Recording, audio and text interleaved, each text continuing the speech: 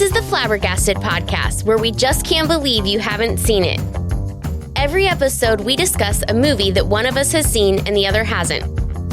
Follow us on Instagram @flabberpod and subscribe in your podcast app of choice. I'm your host, Jessica. Let's get to it. So we are talking about Blink Twice. It's rated R in 2024, and it is Zoe Kravitz's directorial debut, starring Channing Tatum, Adria Arjona, Naomi Ackie, Haley Joel Osment, which was a surprise for me. I was like, oh, hey, I know him. Mm-hmm. Christian Slater, Gina Davis, also a surprise for me. A little bit of just kind of sprinkling in some Gina Davis. Had some work done. Yeah. But I still like her a lot. That's kind of it for the names we knew, I think, mostly. Not a huge cast. Yeah, not huge. It was very secluded. The guy that played Lucas, the tall, blonde, like young Wonder Boy. Yeah. He is Levin Hawke, which is Ethan Hawke's son, and Maya Hawke's brother. Really? Mm-hmm. Okay, I'm Stranger looking at Things a picture. Connection. It's definitely the hair was distracting in the movie. Like, definitely the hair in the movie. Yeah. But now that I'm like looking at his face, I can definitely see it in his face. Yeah. Afterwards, I was like, oh, okay. So is that Uma Thurman's his mom too? Yes, I believe so. Okay, so you hadn't really seen this. You hadn't heard of it? I saw the trailer. I had heard of it, and I'd listened probably over a year ago to a podcast that did 5 minutes on it when running through a bunch of other movies. I mean, that's, some movie podcast for you. So I knew a little bit about the premise. But the trailer really gives a lot of stuff away. I felt like it does. Yeah. I didn't realize that. So I must have seen like a teaser trailer, and I'm like, okay, let's watch it. Let's just see what happens here. But I am not one for any kind of. There's like a fine line. I'm good with thriller. I'm not good with horror. Sure. So it's a very like fine line for me. This kind of skirts the line. It really does. Yeah. And then when we were like, it was my suggestion, we should podcast this movie. And so we were showing you the trailer, and I'm like, I feel like it is giving a lot of it away. Yeah. Yes. But it also is very weirdly timed. So when I watched this, we were almost an hour into the movie, and I'm like, which I think sort of has a very weird pacing. Yes, for sure. And part of that's because of the cutting. Yes. And like you're supposed to be a little disoriented. It's intentionally disorienting, I think. Yes. And so I'm an hour into it, and I'm kind of like, I don't know what's going to happen next. Like, I feel this is feeling weird to me. Like, something should happen. Yeah.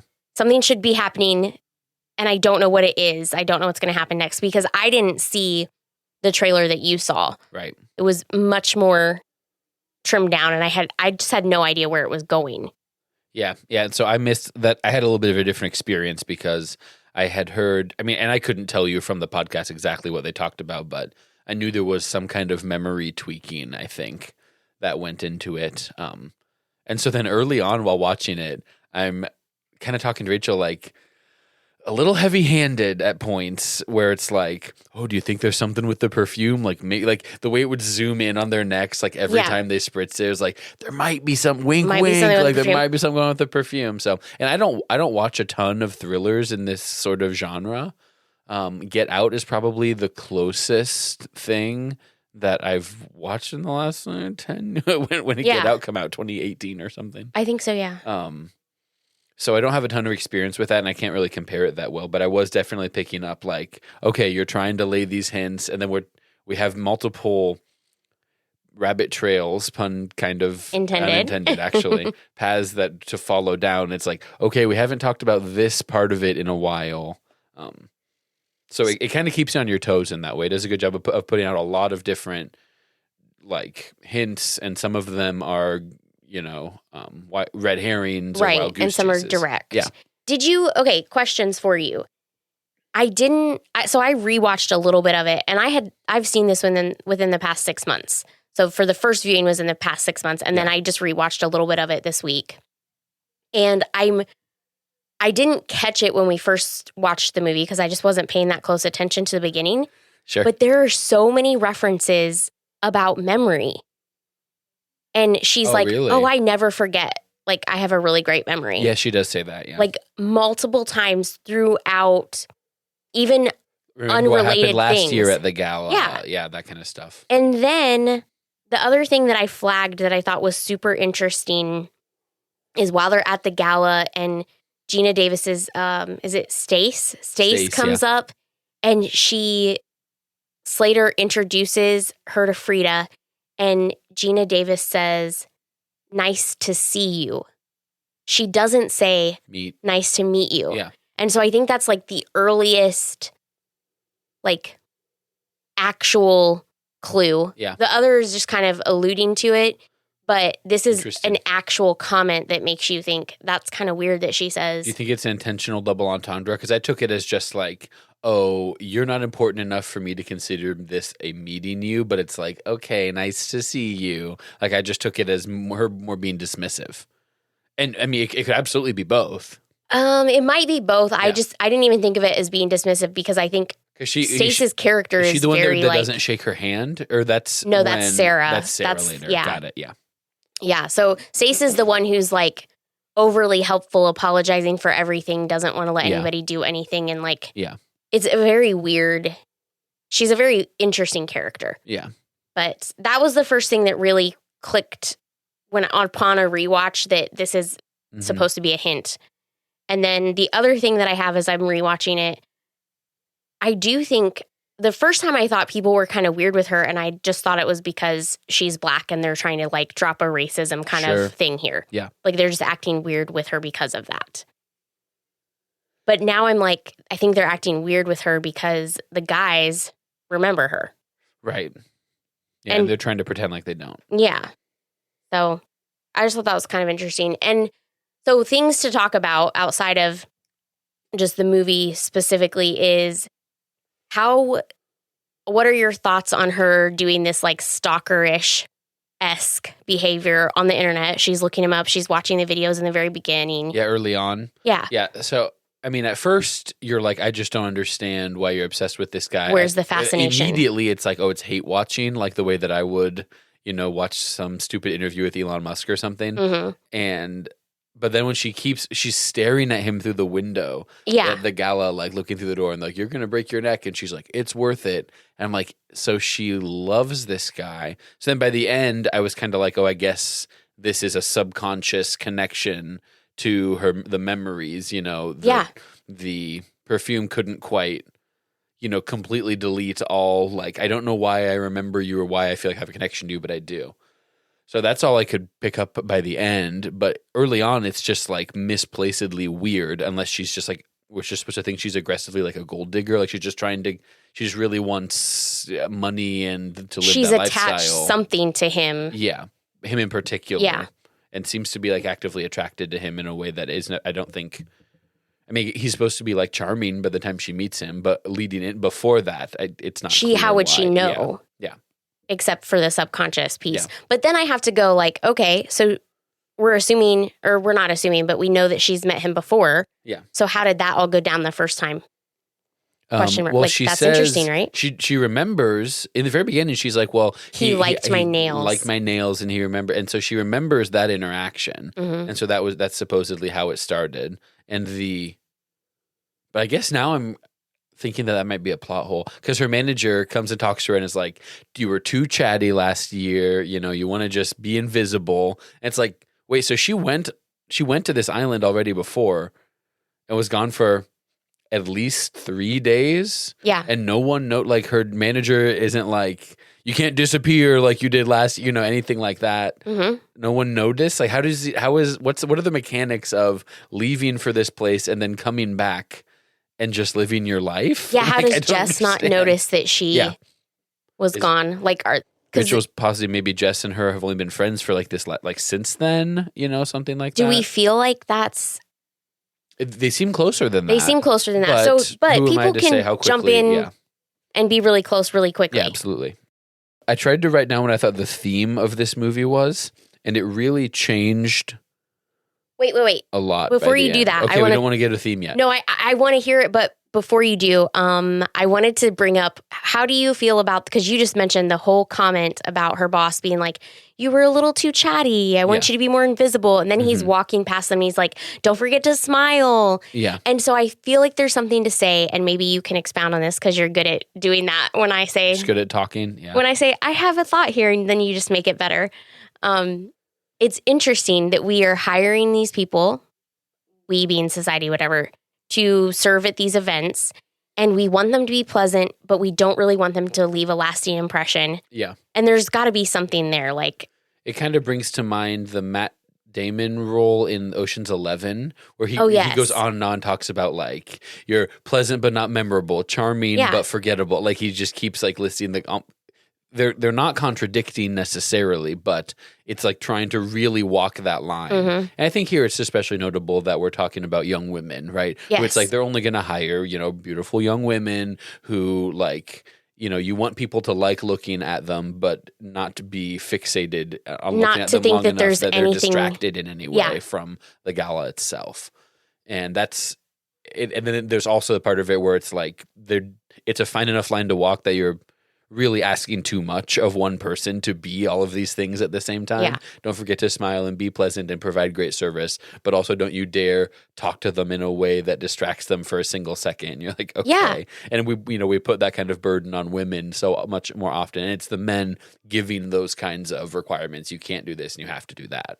Do we feel like there are people in life that want to be that, not really noticed, but just smile and just fade into the background? I mean, I think there are like white glove catering, and like if someone who's doing the serving at the Oscars or something, like I think it's reasonable that they feel like that's their role, is I want to give good service, and these are people that expect only the very best, but you don't want to make it all about you type of thing. There's people that I think derive enjoyment and fulfillment from kind of like the idea, if you're wearing a uniform, you don't have to decide what you're wearing.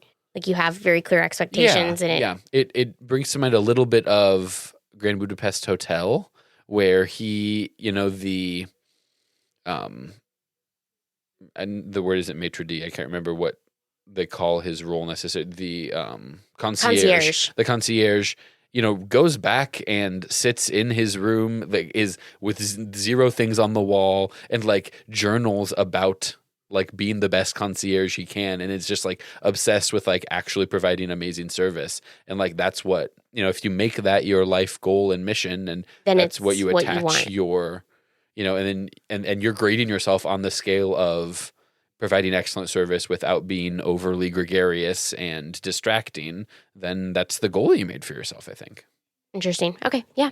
I just kind of wanted to get your thoughts on that. Okay, hit me with themes. Absolutely. What do you got? I have a lot of themes. And these, I don't know if they're... theme is a tough word for what this is. It's just kind of theme / what is this movie about? Like, what is the director trying to tell me? I have 7 bullet points here because I kept being like, well, maybe it's about this. First, I have the accoutrements of wealth don't make everything perfect. It's like when she gets to the island and things are good, but then there's still personality clashes and there are still issues, even though she is with impossibly rich people, And so we're supposed to be like, rich people, more money, more problems. Like, rich people have issues too, interpersonal issues. Then rich people be crazy. Is that what the movie's about? Women have to band together and utilize their charms to save themselves or something, is what I wrote. The unfairness of the female plight of having, how people talk about like the implication of violence in every male-female interaction. And so these women, yes, kind of have an out, but everything has to go right, and they have to really work together and like operate at the top of their game, and that's not fair. Bullet point 4, men are pigs who want to do the worst stuff. I think that's a conversation for later on, is they're memory wiping them so that they can rape them. Like that's so they can live out whatever their right dreams, fantasies, or just but like they're all basest. And Rachel and I like paused it, and I was like, they're just already so rich. The women are I would imagine, are willing to engage consensually with them. Right. So like, it's like not clicking in my brain. Like, why do you feel the need to do this? And she's like, well, it's for the power. It's the power and dynamic. And it's the doing. It's the wiping of the memory in and of itself that is a power play to some extent as well. Yes. But it's like, okay, like I guess, but like not all men want. This isn't just like within every man is really the desire to that kind of thing. Correct. Do you know anything about Aaron Rodgers, the NFL quarterback? That he most famously was of the Green Bay Packers. Olivia Munn at some point, sure. and that his brother was on The Bachelor, I think. No, or was Bachelorette. Jesse. Was it The Bachelor or was it a different show? I think it was. It was one of the dating shows. It doesn't matter. That's not what I'm. That's not the point. Those are the only two. Okay. And then he was a Packer. Those are the only three things. So that Aaron I know. Rodgers famously a couple of years ago went on an ayahuasca retreat, where ayahuasca is like Is that the hallucinatory drug derived from like a certain Mexican cactus plant, and it like opened up his mind, man, and like made him into a totally different dude and stuff. And so it's like, is this just making fun of that style of like rich person, when you have access to everything, but then you still go down this you still need like something brain changing direction for some reason? Are we just making fun of that sort of class of wealthy white man? Sixth potential thing this movie's about. Something about trauma and forgetting things I don't know. Yeah. There's so definitely I have trauma two specific stuff. ones, and you hit them both. One, because they mention is forgetting is a gift multiple times. Yeah. And then the other one he talks about his childhood trauma that he does not remember. But his sister does, and she's super screwed up because of it. And then the other thing that I had was, what would people do if there weren't consequences?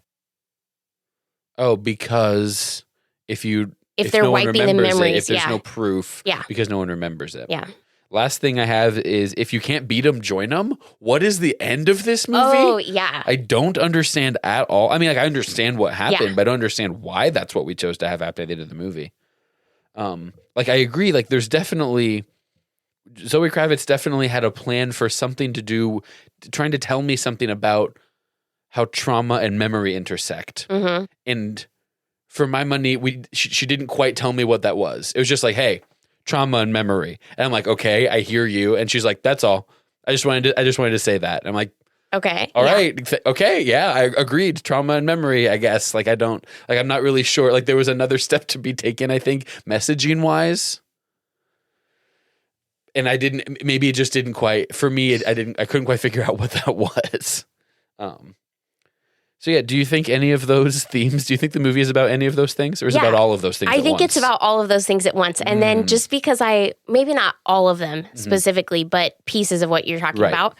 And just because I've been re-listening to our podcast, I have to say, as I was going into this, I was like, oh, that's interesting. Because it sort of reminds me of another movie that we did. Oh, okay, don't tell me.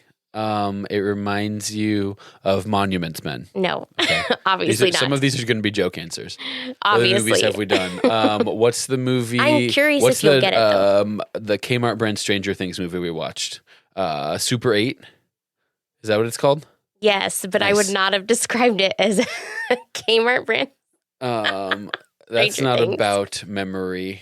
Well, we watched I wasn't drawing the conclusion right to memory. I was making the parallel between... We watched a movie with Hugh Jackman once, but it wasn't for the podcast, where Miami is flooded. That's part of the movie and has no bearing on the plot whatsoever. There's so much water. There's just more water everywhere than there used to be. And he goes and keeps trying to remember a lover that he had or something. Yeah. No, he runs the company where people come and can relive their memories by plugging needles into their brains. And he is trying to remember his lover. Yes. So it's about that. That's what you're talking about? Nope.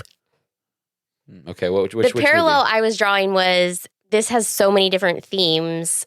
And is it about everything all at once or none of those things? Too many things. Okay. I just want you to tell me. Fight Club. Oh, right. Yeah. Where by the end I'm like, okay, Fight Club. And which thing exactly was the main point? So you can see where I'm drawing. Okay, good. Because I was like, nobody's going to get this. Yeah. Yeah, no, for sure. Because Fight Club, I was like, this is about the fragility of masculinity and, to be a real man, you have to fight. But it's also about capitalism. Yeah. For sure. And it's also about drug use, I think, and the dangers of, but it's also about poverty and like how there's a whole world happening.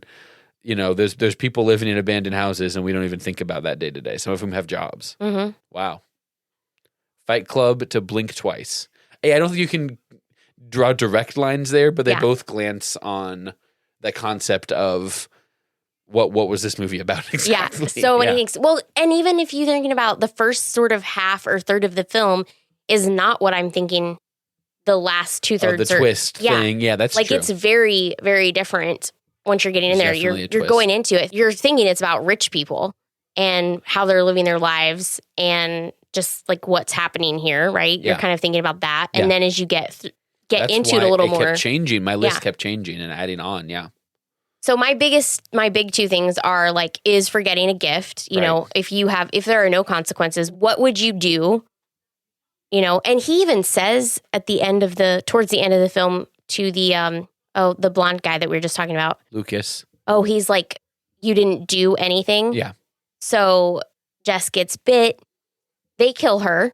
Mm-hmm. And he doesn't do anything. And he even says like, there's a special circle in hell reserved for those who stand by and do nothing. Which I think is very weird. Compared to the dude that killed her. Right. Like, come on. Yeah. So I think that's very interesting. So she forgot about her whole experience. And if she had remembered it, obviously she wouldn't be going back and things would have changed completely. Right. So is forgetting a gift? Or is it not? Like, do we want to know? And which is that whole like history repeating itself kind of thing if we're not talking about it and having a conversation about it or figuring out what happened or how. Fool me once, shame on me. Fool me once, shame on you. Fool me twice, shame on me. Like, if you don't get the opportunity to remember how the first fooling went, then you never get you can never protect yourself with that. Yeah. So that's kind of what I was thinking is interesting. Like, you could get stuck in this whole like ignorance is bliss thing, but at the end of the day, is it really? Yeah, and I think that there's another version of this movie where Channing Tatum is using stuff on himself to forget about his traumatic past with his mom. Mm-hmm. And so it's interesting that instead he chooses to go use it on other people because it's like trauma can affect people in different ways, and his version of trauma was wanting to take more control. Yeah. And being whereas, lots of people in the real world will self-medicate or like, you use drugs and alcohol to like try to forget. Like that's the point is like where I'm trying to not think about it for a period of time or whatever. Because I mean, essentially the desideria, the scent. Yeah. I couldn't quite see it long enough to make out. I think that's a drug really. I mean, he's drugging them and is just putting it in the form of the perfume. And she later actively does drug. She puts it in his vape. Which was so great, I think. Also, I was kind of wondering if his vape wasn't actually snake venom. That's what I assumed from the beginning. Okay. For sure. To keep him from forgetting anything. Yeah. I have lots of questions about how the mechanics of like the plot, normally I don't like to get too in the weeds about the plot, like nitpicking stuff. Yeah. But there's just stuff that I did not understand about how this movie works. Like the time jumps is like whatever. We're supposed to be disoriented in the way that she's disoriented. Yeah. And that's fine. But then it's also like, are they just going to get evicted when they get back? Like she already couldn't pay rent basically, and Jess was having to cover for her because she bought Jess a fancy dress so that they could and now it's just in. Fine that they don't have their phones and they're not going. I assume they work regularly. Okay, I don't know that they work regularly because I think catering gigs like that are just on the weekends. Well, I think it's just you get called in if they have a big enough event for their full staff. Like you get called in when it's.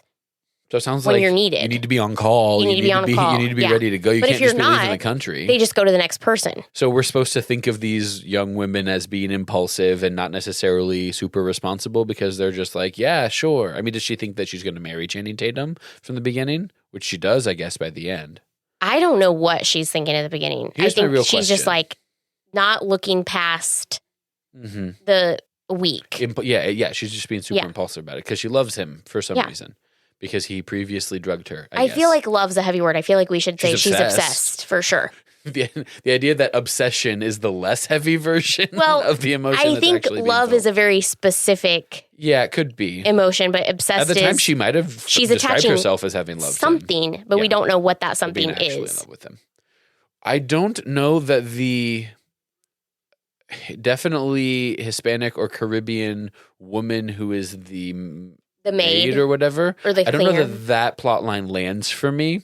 The way that she just goes, she's Red saying Rabbit, Red Rabbit a lot. mhm. And then the first time that they meet, Naomi Aki, Frida, is already like, oh, she left all of a sudden and her cleaning supplies are there. still here, and she's already like dropping seconds of memory out. And so it's like, is this woman a ghost? Is she a figment of her imagination?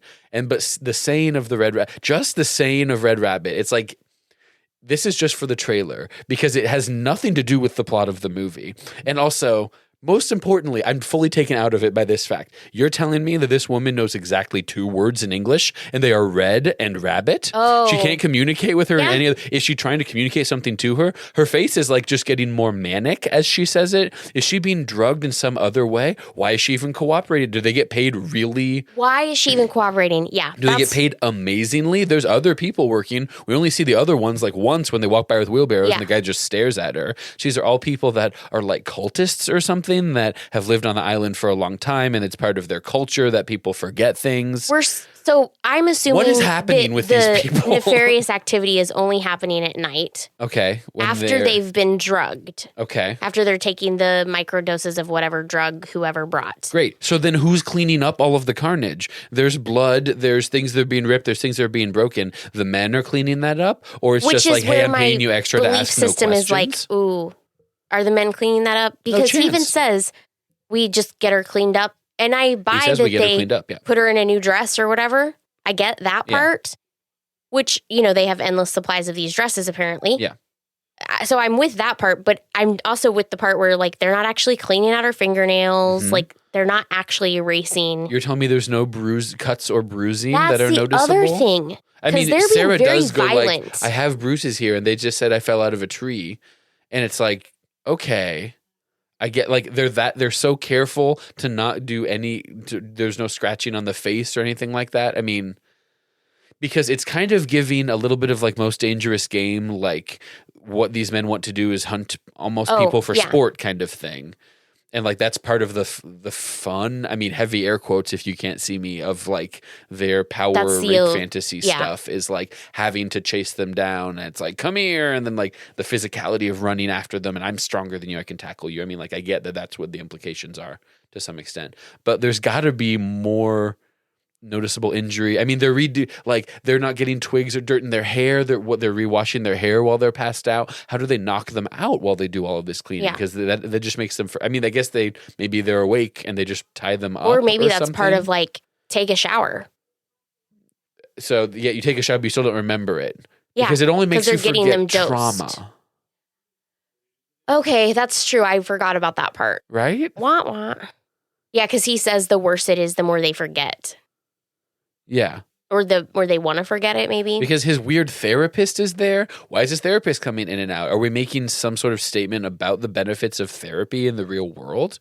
This therapist that's just okay with what he's doing because he's rich? Is he a sham therapist? I think he's a sham therapist, but who's just profiting off of it? Yeah. Okay, so like, and he's like, this is, fascinating or whatever, like the implication, and which like I guess I get, like pharmacologically there's maybe I don't know, I mean, like would it be beneficial for like child rape victims to be given something that legitimately helps them forget what had happened to them? That's an ethical quandary for sure. When they turn 18, you have to tell them that you had been giving them this memory suppressant. Right. Is the movie wanting us to ask those questions and think about those hard things? Maybe. I think again, it does its job if you think about any of those things more than just hey, I watched this movie and I'm done with it. Yeah. But it's a movie. It's supposed to be entertaining. It's supposed to be. It's a popcorn. I mean, it started Channing Tatum. It's not some indie film. I definitely walked away from it with thinking about it, and this is interesting. And like still thinking about it. Interesting. I definitely had some 2/3 of the way through, like, what is this movie about? What is this movie about? Like, I can't wrap my arms all the way around it. And sometimes sometimes what is this movie about is intellectually challenging and stimulating. Yeah. So Rachel said, this is kind of like watching an episode of Atlanta, the Donald Glover FX show, where he... Which I've heard of, but I'm unfamiliar of. He's the manager, and his cousin is a rapper that ends up making it big, and he manages him from the ground up kind of thing. Or it's like his manager. And it's about poverty and the Black experience in Atlanta and hip-hop culture and some different things like that. But it goes into magical realism sometimes. It goes into, like, is this really happening sort of stuff. And after, like, the first season's a little more straightforward plot-wise, and then the later seasons, we would finish an episode, Rachel was like, I'm not smart enough for this show. Like, I know smart things are happening, and I don't get what they are. And she referenced that feeling when we finished this. She's like, if something is, if it's trying to tell some bigger story, I'm not smart enough to be understanding which one it is. Yeah. And so even for me, that can sometimes get to the level of like, it's just annoying that you're being so opaque about what this movie's about. Or like, if I only had 4 bullet points instead of 7, and it was telling these 4 things, and we gave a little more fleshing out to the anti-capitalism part, the consumption part, or the like abuse of native resources, and then we're killing the snakes. There happens to be a plant that grows here that helps you forget memory. There. And there's also a snake that lives only here, which is the natural antidote. And so it's like, if we had, it's a classic first-time director thing, I think, but like if we'd cut the fat a little bit more and made it just about these things, then I might have walked away a little more appreciative of like a cool vision, instead of being like, it was a little jumbled for me, for my taste personally. And someone that loves a thriller might think differently. I mean, acting wise, I thought Naomi Ackie did a good job for sure. Yeah. I was a little more taken. I mean, I think that the woman that plays Sarah, Adria Arjona, I guess, I think she's a little prettier. Like I really liked her, and she turns really well from like. I agree. I was on Bikini Babes for 9 seasons or whatever, to like when she realizes like her wide-eyed like, what are we gonna do? I love it when she's like, she has the knife in her hand and she's like, they're making us look crazy, and then there's like a beat and she's like, and it's working, and she puts the knife back down. Like she has a lot of self-awareness. Yes, yeah, right there, which is like. Almost an unprecedented amount. It was like we went from she was totally this, then we're supposed to believe that she's totally this, because she shows her the lighter that says Jess on it, and because they had denied that someone named Jess had been there. And so also, is this movie about gaslighting? I mean, yes, right? For sure. It's like the ways that it's like maybe the super rich don't necessarily literally use pharmacological memory suppressants, but they are making you question your recollections. Like, no, my friend Jess was here. No, that's just a storage room. What are you talking about? Are you crazy? See, you said making them question their own recollections, and I was leaning towards. I know, but I was leaning towards making you believe what they want you to believe. Yeah. Which is sort of the same thing, but it's also like you don't, what is that? He hates losing more than he likes winning kind of thing. Yeah. That's what I was thinking with those two things. So. Yeah, I think it's kind of like, well, we don't need to tell them exactly. We don't need to implant directly our version of events. If we just make her question it enough, and passively we're acting like this is what happened, then her brain will fill in the gaps along with it, type of thing. Yeah, because she does go in, and they did turn Jess's room into a storage room. Yeah, I guess like really quickly overnight. And that's like almost a heavy-handed look, guys, we're gaslighting her. You know what I mean? Yes. So a couple things there. One. Jess they have this conversation, Jess and Frida have this conversation about, she's like, I feel like people keep asking me, like, are you having a good time? Are you having a good time? Which, right, that's just their way of confirming that these memories are not rooting, I think, anyways. I have the line written down, I'm having a great time here, but I also feel like I'm like, not? Yeah, it was so good. I feel like that was a really good one. And then, so they're feeling like something's off, but they can't quite articulate. So here's another thing. You feel like something's off, but you can't articulate it, so you don't know how to do anything about it. Oh, interesting. It's like if you put a frog in a pot of boiling water, it'll jump out. But if you boil it when the frog is already in there, then it'll stay. Yeah. Type of thing. I think that's something else to be. Yeah. That I take away from it. It's part of the theme, like hashtag believe women. Like if a woman has a vibe that is like things are off and she just leaves, like men don't have that sense. It's like that. It's a little bit of girl boss, like girl power type of thing. I think it's less hashtag believe women and like hashtag believe yourself. Like if you feel like something's off. Yeah, but the men are all the bad guys and the women are all good guys.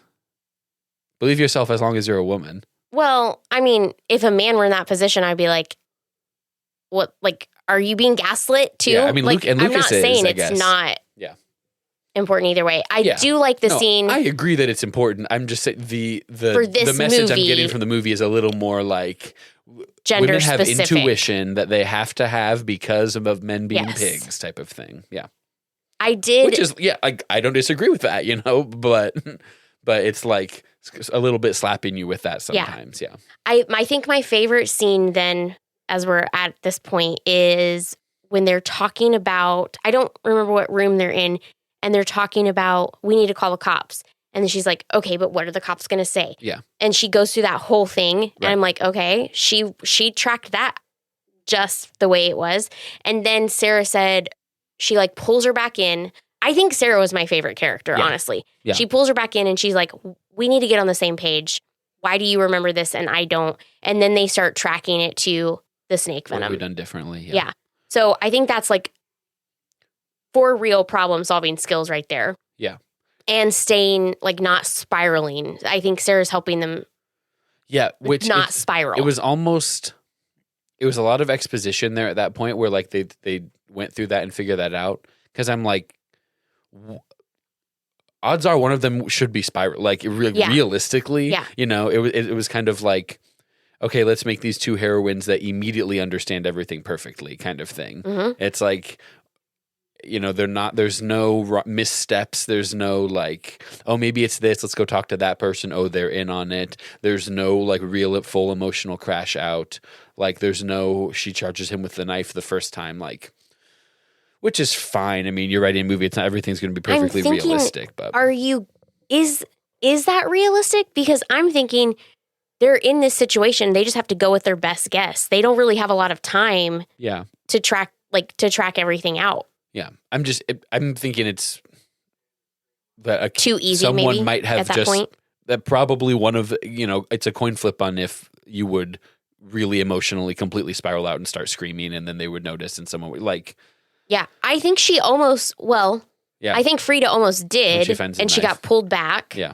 But then I also think the other two girls, they totally do. Yeah, which isn't. Yeah, that's true. They do. So that's a good counterbalance to that. But we keep stepping on more. I think of more plot hole. I don't know if plot hole is like too what is like this movie unkind about? of a term, but not so much that. But like, okay, she stumbled into a room with a bunch of bags in it of perfume. And also right next to that room is the lady there to hand her snake venom, which is fine, and she drinks it, but also there's no cameras. And one guy even is like, what are you doing over here? Let's go back that way. And like none of them, you'd think if there was one venom that could screw up your plan for drugging all of these women, you would have a lock and key or a camera or something. There's no cameras on the whole place. Or you're rich and you don't think you need it. So it's hubris. I think it is hubris. We've thought of everything because of them forgetting there's no way anyone's going to figure it out. It's all foolproof. Yeah. Plus, they've done it how many times now? Because she finds that box of Polaroids. So we have to assume it's at least happened one other trip. How do we feel about the nails? Do we care about the nails plot line? Is it supposed to be a plot line? Is it just a character point of like Ann nail moles? It just makes us kind of see who she is. Is that to make us take her less seriously? Because it's like, oh, we all know people who think their whole job is just going to be drawing cute designs on people's nails who aren't even like trained manicurists. I don't know what exactly my takeaway from that is supposed to be. What kind of person she is.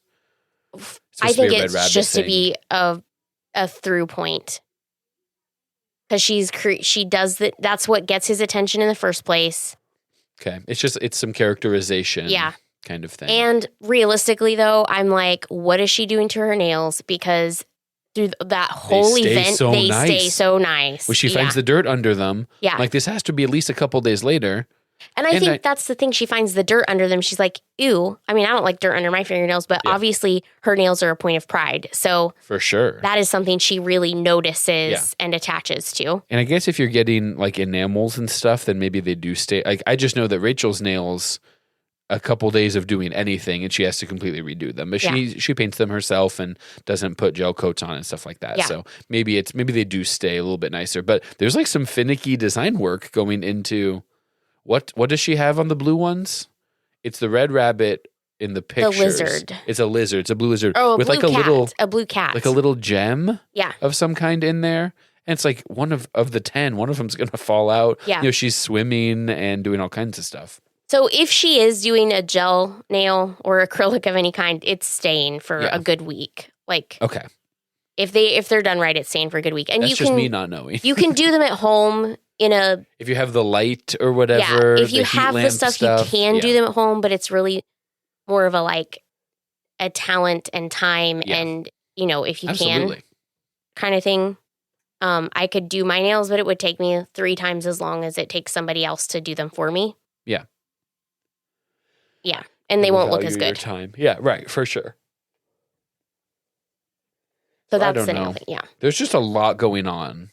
And then Gina Davis is mad that she made her remember because she wanted to forget. So it's like she signed on for this from the very beginning, but was like, hey, as long as you wipe me every time, I don't care. Yeah. And so it's like you're paying me well enough, I guess is the implication, to do whatever. To do whatever you want, and I'll not say anything bad about it. Yeah. Her character really threw me. I wasn't sure what she's supposed to be. Because you think she's going to be an ally once she starts to remember. They assume that. Yeah. Yeah, they assume that. I also, the ex-Marine, Vic, bodyguard maybe? Guy. Yeah. Yeah. I mean, they're really mean to him. At least the Christian Slater character is. And I'm like, why are you... You can be a hero twice by getting some ice or whatever. Yeah. But he's fully committed to killing them. The girls. Yeah. Mm-hmm. There's definitely people who are for hire to do the most extreme things as needed. Yeah. And I think Christian Slater is a dick to him because he's used to being allowed to be a dick to people. Oh, for sure. That's how being uber rich works or whatever. So anything about when the girls flip and they stab, I think she stabs the one guy in the neck.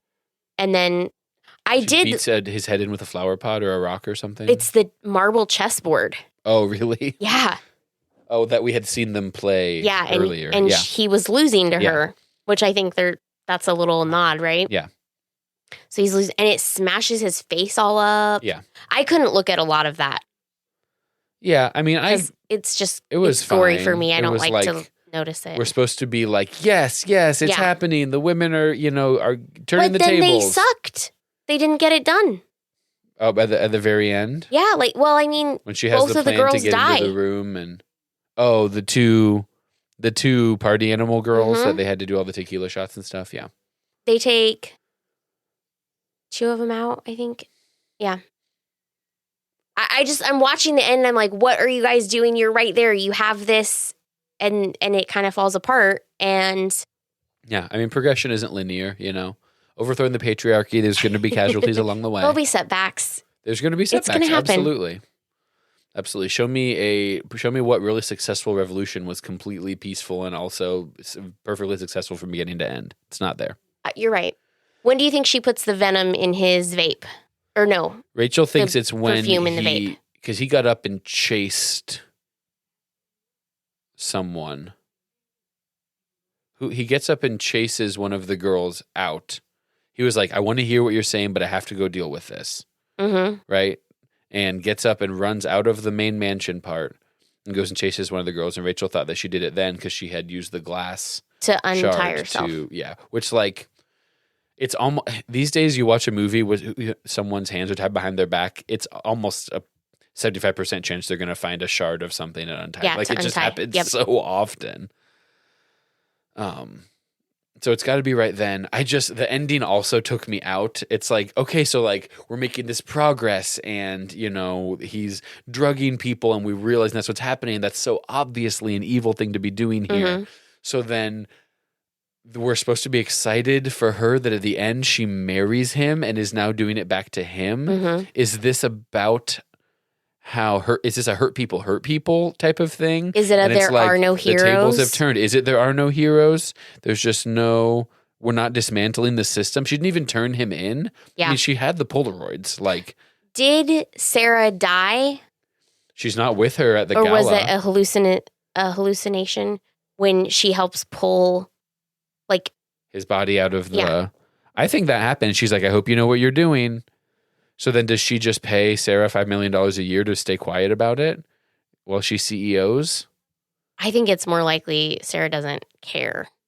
But it also could totally be like, hey, I'll send you money. This. Yeah. Like, if you got a project, I'm down. It leaves you feel like... There's an ick feeling which at I the guess end. is fine. They're human and they're not going to make perfectly moral decisions. They have...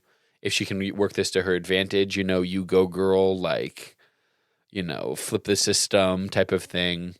And that's fine. You don't want to be like, only the rich men should be allowed to do the evil things. But no one should be doing evil things, right? Not too long ago on one of the comedy platforms that Rachel and I watch, there was a prompt. One of the comedians is like, very very anti, like billionaire and like talks about that and like makes jokes, like makes fun of Elon Musk and stuff like that.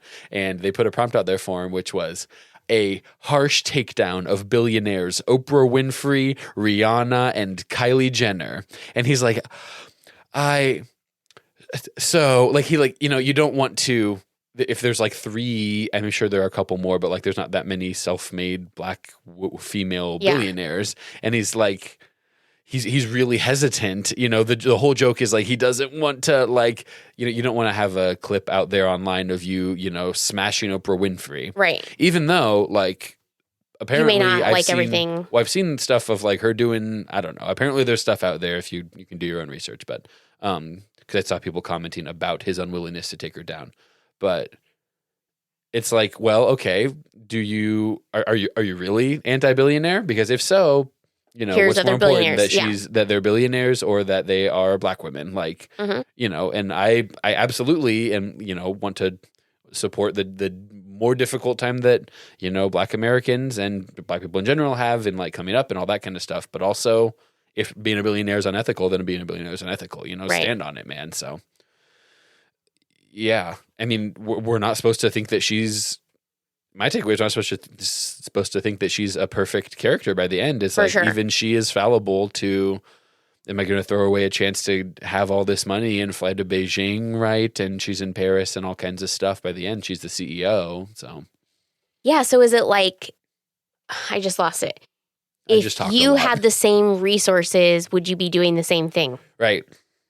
And, of course, she's not doing the same thing. She's not trapping people and hunting them and raping them. That we know of. Right, yeah. I mean, that we know of. But we can presume she is probably not doing those things. But it is also, she's doing something that is also still bad, right? And maybe she's donating a ton of money and is using the King Tech fortune to do other good things really in the uplift world. Some excellent... Does it wipe it away if she is? That's always the argument is, do you bring down the system from the inside or do you look to dismantle it brick by brick and restart something else from the outside? Mm-hmm. And it's like, if you can bring down a system, you bring down the system, I guess. But she does seem to be using it more for personal gain. Do you think you would like, how did the ending make you feel with that part?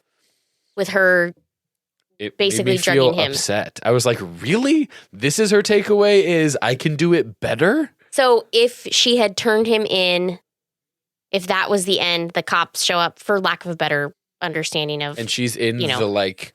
that paramedic trauma reflective blanket, and she and Sarah are sitting there at the that's truck. What I'm talking about. And it's like she's going to get a settlement maybe. I mean, I guess I don't know exactly what I want, like what the catharsis is, like what feels the best to have that ending. But I guess he's probably dead in my ideal ending. Mm-hmm. You know, is there something Probably to doesn't be get to said live. for like, don't be an ass to people because you they'll never know be if an they're going to ass to flip you. the tables Yeah, on you. Yeah. He's getting his just desserts. If it's a taste of his own medicine, quite literally type of thing. Yeah, could be. I kind of did want to see her shoot him in the face while he begged her not to, something like that. Because he's set up as this ultimate evil guy. You know, there's nothing redeeming about him. No, he even he does the thing where he's like, it just takes. I'm sorry, and he does the He's whole like yelling thing. it and stuff. Yeah, and I'm like, you're what is this about? There's also that whole thing about because we see the apology video in the very beginning, which we you never don't know actually what he's know apologizing yes, for sure. He's saying the right things in that video. So is this a takedown of those apology videos that celebrities do, like the Ashton Kutcher and Mila Kunis is a famous one. And then at the end, he's going, there's no forgiveness. I'm sorry. See, there's no forgiveness. And I want to be like, boy, no, there's no apology. Yeah. Like, that's not, you're sorry for what? Like, you don't seem or look sorry. You clearly don't feel sorry. Like, that's not the same as there's no forgiveness, So it's something about cancel culture, apologizing, something. Yeah. I don't know exactly what I'm supposed to take away from that. But that was upsetting. I mean, like, I don't know if I definitely have, like, a frustration with insincere apologies, like in my personal life. Yes. And it's like, if you're going to, so you're sorry for what? Or like, you're just saying, well, I'm sorry. It's like, okay, well, like, that's not coming from a sincere place here. So like, let's take a step back and try again later type of thing. And so him doing that is a little triggering, just yelling, I'm sorry, or whatever. Well, at the beginning, when you're watching really the video, you're like, okay, there's something interesting here. What's kind happening? Of sincere. Yeah. But you don't really know what it's for. So you don't really know, you don't know. And the fact that he's not saying, like, I'm sorry, I did this, it was wrong. Like, that's what makes a really sincere apology is when someone's able to state the things that they did wrong and why they were wrong. Because there's an accountability part piece. Of it, they're taking accountability for it. Yeah. And he's and taking accountability is not just saying the words, I take accountability for my actions. Like, say what the actions were, say why you did them at the time and why now know they were wrong, kind of thing. So, yeah, I don't know. I mean, the ending was just like, you're pulling a twist on me, and it just felt so unresolved. Yeah. Yeah. Like, okay. Like, you got me. I thought she was going to do the right thing here, sort of thing. So. I mean, the acting I thought Channing Tatum was really good. He was really good. He was creepy, but like understated also sort enough of charming way. in a particular you can way. Understand the charming. He does the thing where he leaves and then comes back and is like, "Hey, do you guys just want to come with us?" Like really, very personable. Pulls her into the net. Yeah. Is like I'm a billionaire, but like I get it. I have tattoos. Like he's that guy. Yeah. So you understand the charming aspect of it. And then he goes to the dead-eyed like stuff appropriately near the end. So yeah. I think it was interesting because you hear the Christian Slater character, whose name I forgot, but he's just Christian Slater. He's like, come on, Slater, let's go. What you're doing is cute, but not going to happen or something like that. Someone else's name is Slater is weird. Yeah. But yes, go on. I'm making a tangent. Yeah. His name's Slater King, and the actor is Christian Slater. So it's like, what's that about? I honestly did not even draw that connection, and I've been saying both names. So he says, like, what you're doing is cute, but we got to go. So he's recognizing that, you're trying to double dip. Yeah. Yeah. So I thought that was interesting. And then I think like he wasn't going to, but then he definitely decides he's coming back. So here's more points. Does she trip on purpose? I have a note that's like, she's annoyingly bad at things in the beginning. It's not cute or endearing to me that she's spilling the champagne because she's staring at him. Yeah. That she doesn't know how to walk in heels. She's tripping. They changing to dresses in the middle of their shift? Are they quitting their jobs? Like, is that part of what's happening? And she's not thinking things choking on the raspberry? Yes, choking on the raspberry even early on. Yeah, it's like, I guess I don't Is she using those things to get attention, or is she just kind of klutzy? Yeah. Unclear. I can't tell. Unclear. It's like distractingly in my face is that she keeps messing these things up, and maybe that's just like, you can't expect people to be perfect, and everyone has these little things about them. But again, why didn't the maid give them venom? The maid thinks she deserves it. It's like a Christian. It's a fundamental religion thing where it's like these are whores anyway, and they deserve whatever is coming to them if they're coming to this island. Like, why does the maid? The maid's right there, and she's got a flask. And she waits until... They're clearly milking venom out of the snakes. Probably on purpose in case, something need it. happens where Slater needs it or something, or Christian Slater or anyone. So I think it's a little too, some of the directorial and writing stuff, the plotting is a little too cute where it's like, let's throw all of these different things in and then they don't quite all wrap up, For sure. So. What, did you have a favorite scene? Because we didn't get to your favorite scene. I didn't write down a specific favorite scene. I think it's once you're 2/3 in and Sarah starts to realize and they start to woman power gang up and make a plan to give them the shots and those kinds of things. I think that is fun, but it's a little too clean as well. So I don't know if there's one specifically that I look back on. I mean, the most memorable scene is going to be all the candles are lit and she's laying down, tied up. It's going to be some of that ending stuff, I think. But I don't know about favorite. It's because I'm watching the whole time for clues and when does it become obvious what the play is and how they're counteracting it and some of those different things. So I was a little more invested than I was just sitting back and this that's is funny. Fun. That's interesting. I mean, them having fun and swimming around, some of that's fun too. They're talking about the Bikini Babes show or whatever it is. We totally skipped this, but the whole point... The fat blunts. That was funny, but the point that they got on a plane with people they didn't know, but they assumed they all knew each other. Yeah, because you're not allowed to ask it would be gauche to ask those questions about and there were little things that were dropped, like him calling her babe all the time. All the time. You're like, oh, they're together-ish, even though she's don't call me that. You're like, that's the nickname, and she just doesn't like the nickname, but they've been together forever or whatever. Yeah, you assume, yeah. Yeah. So I feel like that's... It's how quickly everyone makes themselves comfortable is what with makes you assume things that they know or they feel are off. You become entitled very quickly to this is just how rich people live, this is rich people things, all that kind of stuff. And no one tells them you need to wear this perfume. They put the perfume out in the room and it's oh, this fancy perfume, and they just start spraying it on themselves. Yeah. It's plausible deniability almost. So I feel like I didn't spray it on her. After this conversation, here's my main takeaway. What this movie is about. What's Are you ready? You tell me. I would love to know. It is about ask more questions. Yeah. Don't be afraid. Let's not demonize people for asking questions before they jump into something. Yeah. Because sometimes it's quit asking questions, Right. Just go along with it. But how many times, if they had asked a question, would they have maybe chosen a different path? We have to give you our phones here. Right. We don't have to do anything you don't want to do. She even says, are you serious? Yeah. And then she gives her phone up anyways. Because of the peer pressure. It's just this is what's happening. Yeah. Not that they would have gotten any service, but they could have taken pictures and videos. Yeah. So I think if I'm going to boil it all the way down, that's what I think it's about. Ask more questions. And then I think at a deeper level, it's what would people do if there aren't consequences? And men, what would men do? Well, I think it's a people, because at the end of the movie, when she doesn't have consequences. Yeah, true. So I think that's I think that I read it as more 21st century feminist than you did, apparently, which is interesting.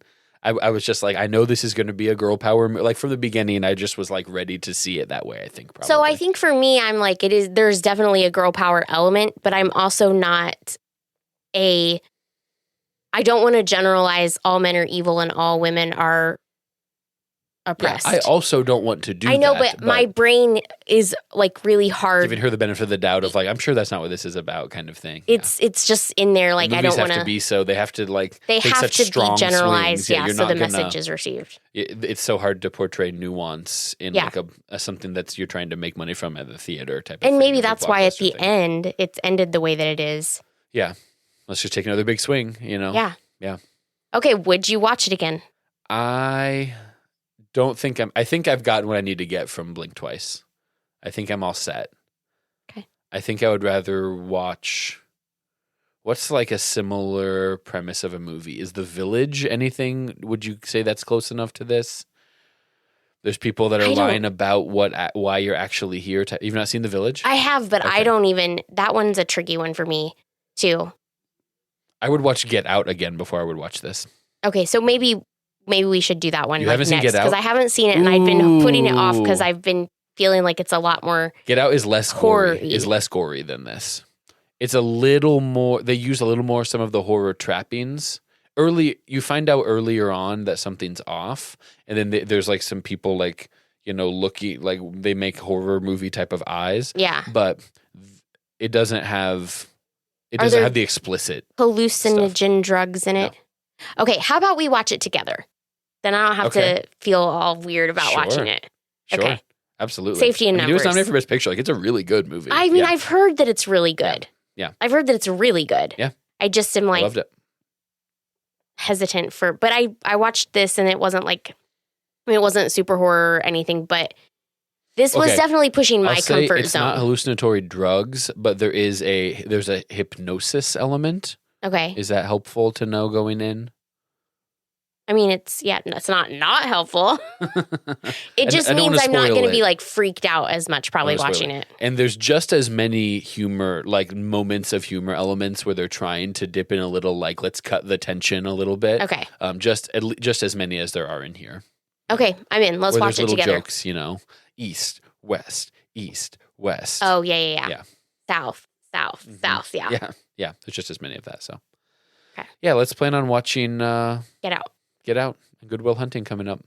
Okay. Great. Sounds like a good couple weeks. If I have any time to watch any movies over the next month, then I'll watch some of these movies. But I got a lot going on. So if you guys have, do you want to do the outro? It's your episode. I don't want to step on the outro. You can go ahead. Okay. If you guys have any thoughts about girl boss feminism, about the Red Rabbit lady only knowing 2 words in English, and they're the words red and rabbit, or on Channing Tatum's development as an actor since Magic Mike? Is that where he's originally in? Step Up. Step Up. Okay, he's originally Step Up. Okay, I haven't seen any of that stuff anyway. We would love to hear from you. We have a presence on social media on Instagram at flabberpod. You can text us or call us at our phone number, which is 779-236-6843. We would love to hear from you guys, all of the devoted flab heads out there, and also some of my students that are randomly listening to this probably. Please let us know what you think if you would watch again, and also what you thought of. We didn't even talk about Naomi Ackie's performance. We didn't compare it to Mickey 17, which is one of the reasons that we are doing Blink Twice, because one of the lead actresses is the same in both. In both of them. So different. Very different roles, but very, I believed her in both of them. Yes. Believe women. Guys, if you take anything away from this, #believe women. And ask more questions. And ask more questions so that you can believe them. Bye. Bye.